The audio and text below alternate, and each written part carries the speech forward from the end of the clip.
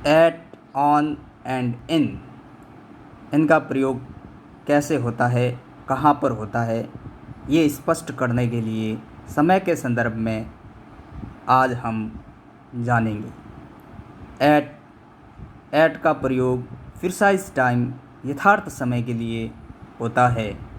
On का प्रयोग days and dates, दिन और दिनांक के आगे होता है। इन का प्रयोग मंथ्स, ईयर्स, सीजन्स, महीने, वर्ष या मौसम के लिए होता है।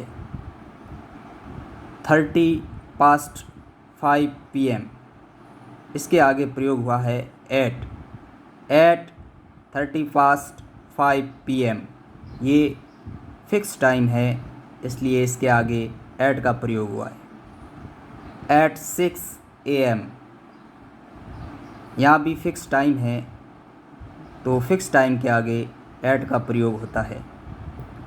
ऑन मंडे एक दिन है, डे है, तो इसके आगे भी ऑन का प्रयोग हुआ।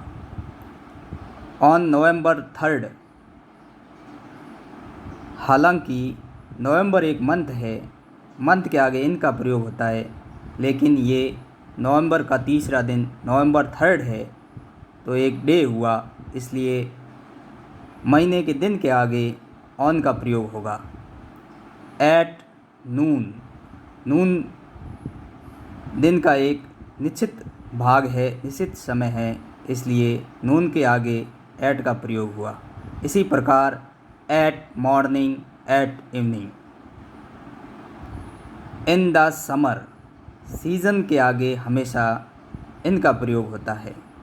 इन 1989, ईयर के आगे हमेशा इन का प्रयोग होगा।